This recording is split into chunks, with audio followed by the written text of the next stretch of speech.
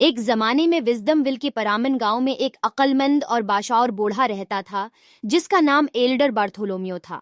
بزرگ بارتھولومیو اپنی ذہانت، تیز عقل اور لامتناہی حکمت کے لیے مشہور تھی۔ وہ اکثر گاؤں والوں کی طرف سے مشوری اور رہنمائی کے لیے تلاش کیا جاتا تھا۔ آرتھر نام کا ایک خاص دیہاتی تھا جو اپنی ارد گرد کی حکمت سے محفوظ نظر آتا تھا۔ آرتھر اپنی بے وقوفی اور بار بار کی حماقتوں کے لیے جانا جاتا تھا۔ گاؤں والی آرتھر کی بے وقوفی اور اس کی پیدا کردہ مسائل سے تنگ آ گئے۔ انہوں نے فیصلہ کیا کہ اب وقت آ گیا ہے کہ کارروائی کی جائے اور ایک ایسی سزا وضع کی جائے جو اسے ایک قیمتی سبق سکھائے۔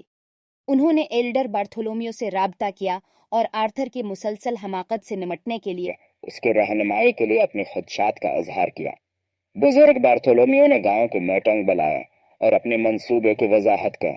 اس نے آرتھر کے لیے ایک خاص کام تجویز کیا جس کے لیے اسے مختلف سیکھنے کی سرگرمیوں میں مشغول ہونے اور مختلف شعبوں سے علم حاصل کرنے کی ضرورت ہوگی، اور یوں آرتھر کی سزا شروع ہو گئی۔ ہر روز اسے گاؤں سے ایک مختلف سرپرست تفویض کیا جائے گا جو علم کی ایک خاص شعبے میں شاندار تھا۔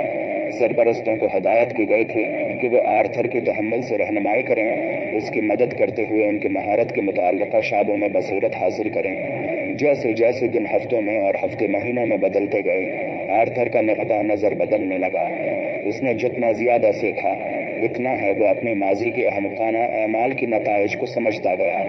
اسے احساس ہوا کہ اس کی لاپرواہی کا دوسروں پر کیا اثر پڑتا ہے، اور کام کرنے سے پہلے سوچنے کی اہمیت۔ سال گزر گئے اور آرتھر کے علم کے پیاس کبھی کم نہیں ہوئے۔